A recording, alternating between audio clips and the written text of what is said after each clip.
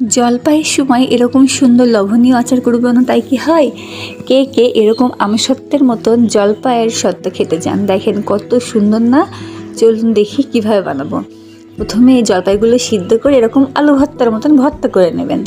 তারপরে বিচিগুলো ফেলে দিয়ে কড়াই দিয়ে রসটা একটু হালকা করে টানিয়ে নেবেন। তারপরে গরম মশলা, এলাচের ফল, তেজপাতা সমস্ত কিছু দিয়ে ভাজতে থাকবেন, অনেকক্ষণ ভাজতে হয়।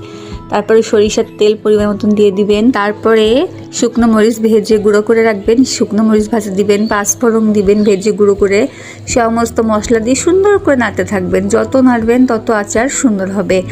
আর সুন্দর মতো নাড়তে নাড়তে হাত ব্যথা হয়ে যায়, চারিপাশে ঘুরিয়ে ঘুরিয়ে নাড়তে হবে। আজকে আমরা মাটির চুলে রান্না করছি, তো আমি রান্না করতে পারি না চুলায়, আমার মা রান্না করছে আচার, আর আমি দাঁড়িয়ে দাঁড়িয়ে ভিডিও করছি।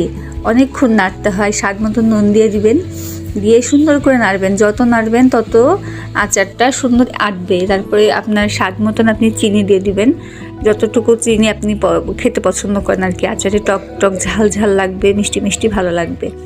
তারপরে নাড়তেই থাকবেন, নাড়তেই থাকবেন। নাড়তে নাড়তে যখন দেখবেন যে কালার চলে এসছে, তখন ভাববেন যে হয়ে গেছে।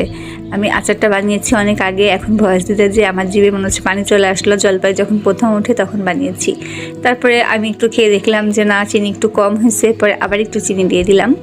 দেখেন কত সুন্দর কালার চলে এসছে না, অনেকটা কালার চলে এসছে। আর একটু নাড়তে হবে। নাড়তে নাড়তে তেল শেষে মনে হচ্ছে একটু কম, তা আবার একটু সরিষার তেল দিয়ে আবার নাড়তে হবে।